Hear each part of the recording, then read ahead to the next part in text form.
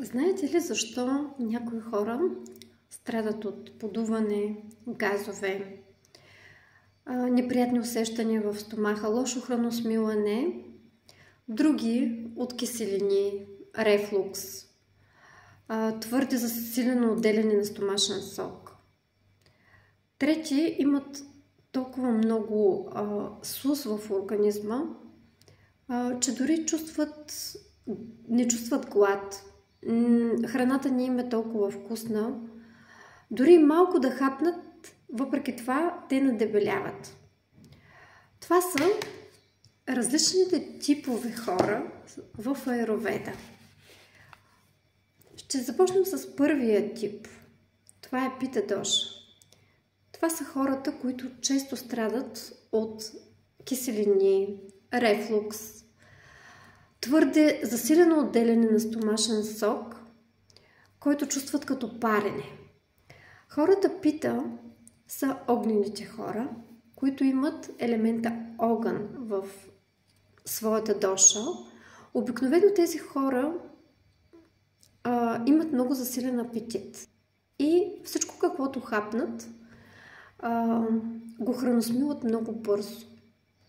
Но когато излязат извън баланс, храносмилането им е толкова засилено, че киселината от стомашния сок започва да се връща обратно.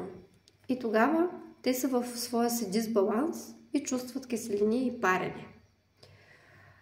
Нещо, което трябва да се направи, е да се пригоди тяхния хранителен план, така, че те да не получават постоянно киселини.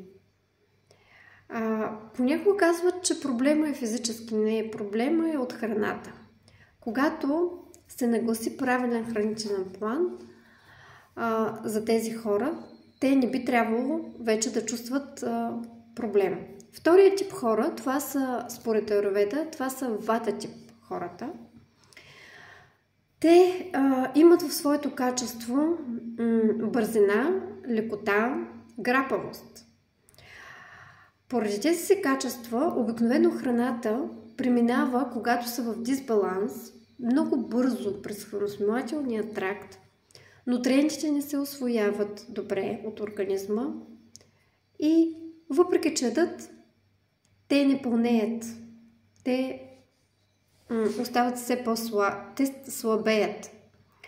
Това е защото храната не се разгражда.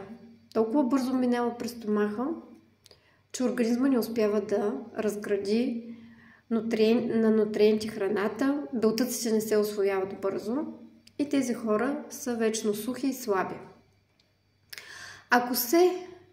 Ако човек знае този дисбаланс, той може да пригоди хранителния си план така, че той да работи за него.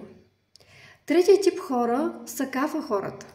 Това са обикновено хора, които казваме с едър кокъл. Тези хора много малко ядат, обаче храносмилането им е като на слон. Толкова бавно, затлачено и каквото и да хапнат, те дебелеят. Не е казано, че трябва да стоят гладни, но специален хранителен режим за тях може да ги приведе в баланс, така че те да спазват оптимално, да имат оптимално тегло и да се хранят с храните, които са подходящи за тях. Ако желаете да ви изготвя план, аз съм аюрведичен коуч, може да ми пишете под линка, ще оставя данни и информация. Благодаря за вниманието.